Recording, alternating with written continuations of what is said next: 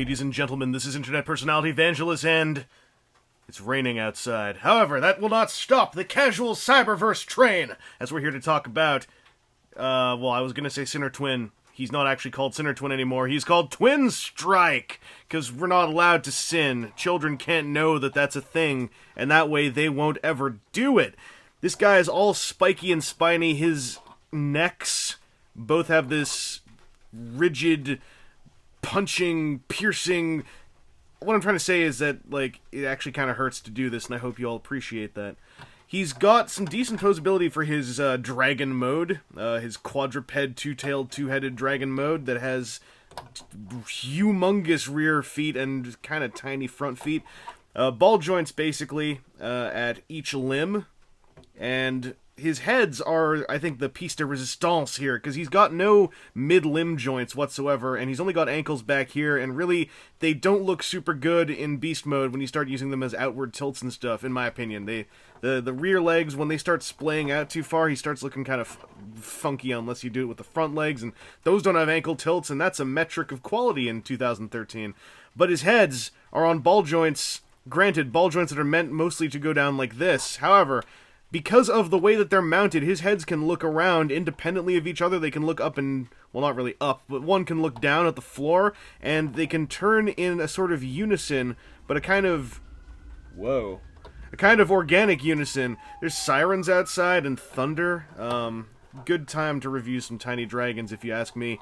He comes with this hammer. It's called the Piston Steam Crunch Hammer or something. And like most Cyberverse weapons, there are places to mount it on his body. He's got like a... He's got a peg here, and he's got a peg back here that I'm... Oh, no, I got it in there. Look at that. I succeed. He's got two pegs here. He's also got, like, twin, I guess, shoulder bladey, under the shoulder blade peg holes on the top of the beast mode here. The dragon mode, sorry. And then he's also got this peg hole between his tails so you can have the thing all centralized for those of you that require symmetry in your lives. And like most Cyberverse weapons... I don't know if I actually showed this off before, so I'm going to do it now. These all have a uniform peg size and port size, so you can also, connect them together before you start connecting them onto dudes. So you can, plug this into this and stick this on his back, or between his tails, and, boom! If people jump on top of him, they'll put their crotch in a chainsaw, and that's a great way to deter unwanted riders. Also, this guy's size is pretty good. I mean, the amount of plastic here is the same as any other Cyberverse Legion guy, but if you look at him next to Smokescreen, like, the implications of just how large this quadrupedal, two-headed, two-tailed dragon mode are, it makes me happy. This guy feels big for what he is. He feels kind of big in your hands, and I'm gonna transform him now. I have no segue. So, his transformation is, I think, fairly cool.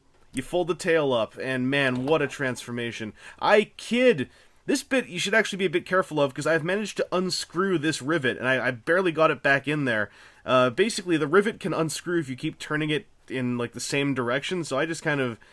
I try to turn it left and right over the same 180-degree arc.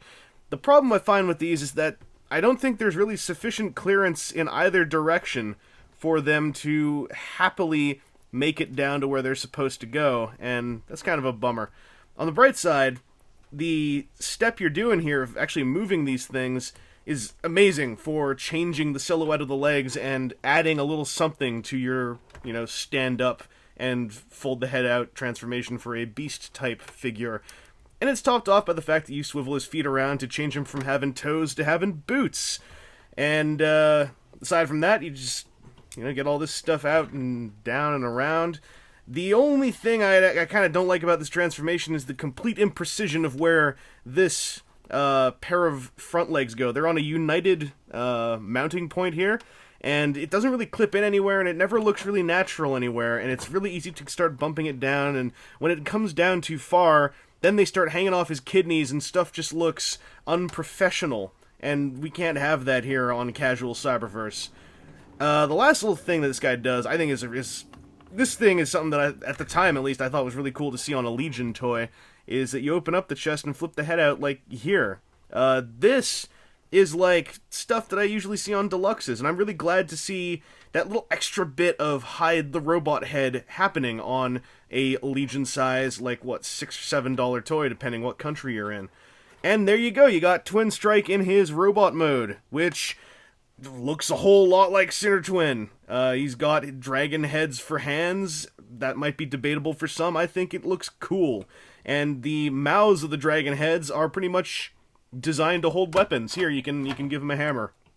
I don't know why a dude who has frigging dragon heads for hands would be using a hammer, but, Bob might be your uncle's name. He can also hold the thing like a gun, but why would you do that? It's a hammer.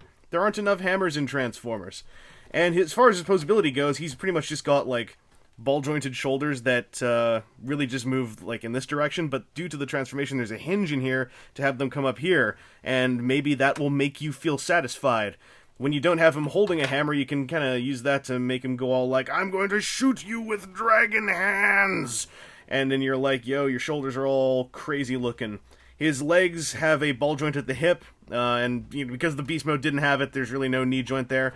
The thing that tops this off and makes me feel pretty good about it, I say that a lot, don't I? I feel good about things. Makes me happy. And this thing, by the way, you can see now, this is really loose ever since that rivet came out.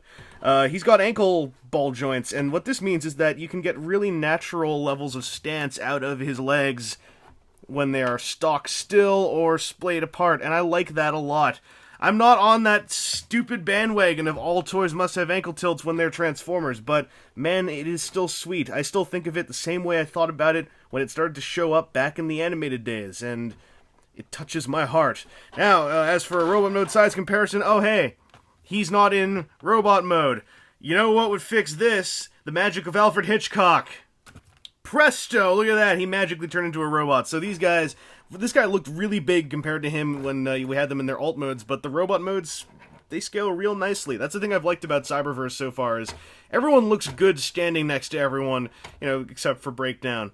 So, Twinstrike, I dig him. He's the start of a much bigger thing, which we'll be seeing more of as time goes on, but for now, this was our first taste of the abomination that is to come, and it wetted my tongue quite happily. This has been Internet Personality Vangelus with some more casual Cyberverse, and I thought these things were going to be short. Ha ha ha ha ha!